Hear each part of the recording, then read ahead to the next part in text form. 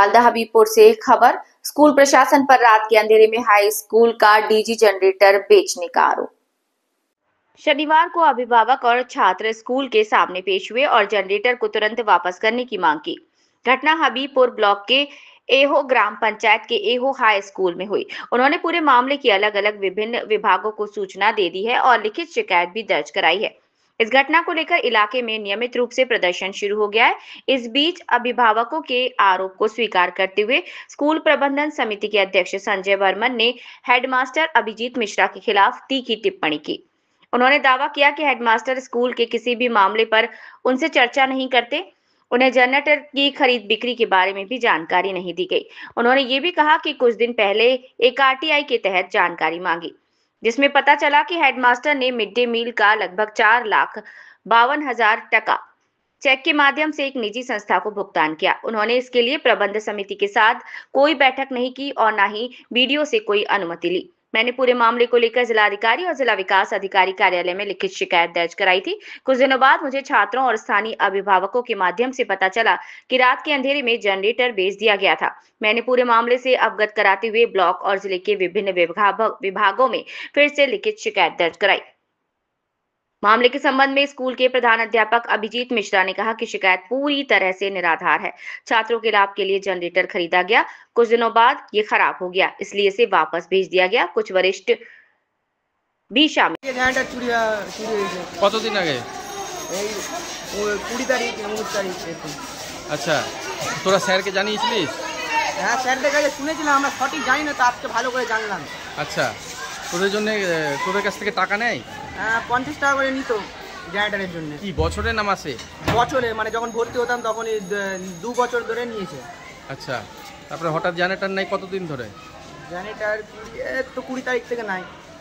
কে নিয়ে গেছে? এখন কে নিয়ে গেছে জানি না। স্কুলে নেই জেনারেটর? স্কুলে নেই। তোর নাম কি? নাক মজুমদার। কোন ক্লাসে পড়িস? ক্লাস 10। নাক মজুমদার? নাক মজুমদার। তোর নাম? সুমজিৎ দাস। তোর? সাবান মাঝি। কোন ক্লাসে পড়িস তোরা? তুই? ইহো হাই স্কুলে একটা জেনারেটর ছিল, আমরা লোক মারফত জানলাম হঠাৎ নাকি জেনারেটর খুঁজে পাওয়া যাচ্ছে না। কি বলবেন? আমাদের কাছেও সেই খবরটা আছে। দীর্ঘদিন ধরে ইহো হাই স্কুলে একটা দুর্নীতি চক্র চলছে। যেমন হেডমাস্টার তেমন আমাদের প্রেসিডেন্ট, এই দুজন মিলে যা কীর্তি কারখানা করছে এটা মেনে নেওয়া যায় না ইহোবাসী হিসাবে। এই যে দুজনকে যদি সরানো না যায় তাহলে আমাদের ইহো স্কুলের যে নামটা ছিল সেই নামটা পুরোপুরি বদনাম হয়ে গেছে। এবং সামনের দিনে যতদিন চলবে এই মাস্টার আর প্রেসিডেন্ট থাকবে তারা এই দুর্নীতির সঙ্গে জড়িয়ে আছে। কেস হচ্ছে, আমরা শুনেছি একটা জেনারেটর ছিল, আইসিডি জেনারেটরটাকে বিক্রি করে দেওয়া হয়েছে এবং মিড ডে মিলের টাকাতে নাকি কিনা হয়েছিল। এটাও হতে পারে না, মিড ডে মিলের টাকাটাও কিনতে পারে না।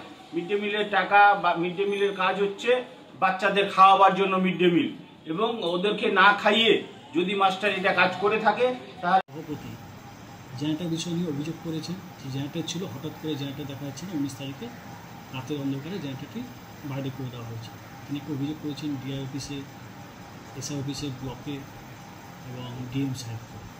এবং উনি বলছেন যে এই জেনারেটরের খরচাটা জেনারেটর কিনেছেন কীভাবে উনিও দেখাতে পারেননি। ব্যাংকের আরটিআই করা মারফত উনি বলছেন যে মনে হয় ওই খাত থেকে কিনা হয়েছে, মিড ডে মিলের থেকে ওটা নেওয়া। কী বলবেন এই বিষয়ে?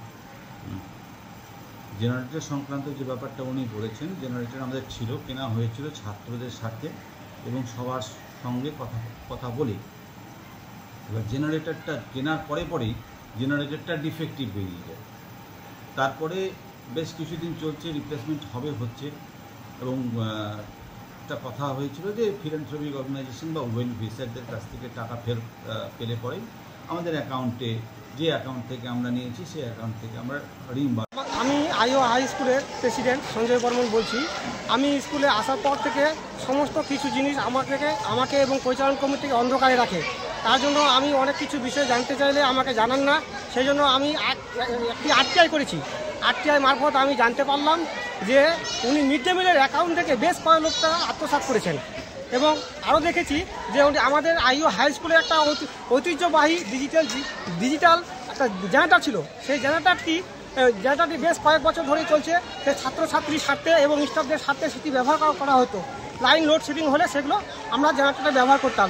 সেই জেনারেটরটি হঠাৎ করে দেখি আমি স্কুলে 20/8/2025 ভিজিট করতে এসে দেখি যে আমাদের স্কুলে জেনারেটরটি নেই। এই জেনারেটরটি সম্পর্কে যখন আমি বিদ্যালয়ের প্রধান শিক্ষক অভিজিৎ মিশ্রকে জিজ্ঞাসা করি যে আমাদের স্কুলের জেনারেটরটি কোথায় গেল, সেই জেনারেটরটি সম্পর্কে তিনি কোনো উত্তর দেন না এবং আমাকে তাচ্ছিল্য ভাব করে ওখান থেকে বলেন যে আপনার এই সমস্ত।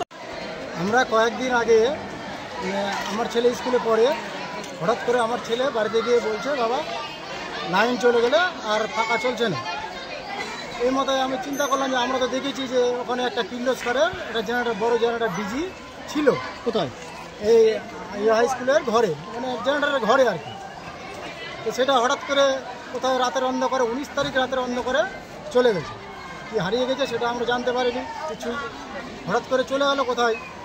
এটা যদি আমরা হেডমাস্টারকে জানতে পারি যে বলছে খারাপ হয়ে যাবে আবার আসবে, কিন্তু আজ পর্যন্ত আসেনি। সেই জন্য সেই পরিপ্রেক্ষিতে যেন বাচ্চারা কষ্ট না পায় লাইন চলে গেলে, তাই আমরা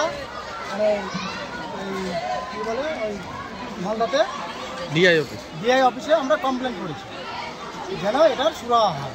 কি কমপ্লেন করেন? যেন এই ডিজিটা আবার ফিরিয়ে আনা হয়, বাচ্চারা যেন শান্তিতে ক্লাস করতে পারে।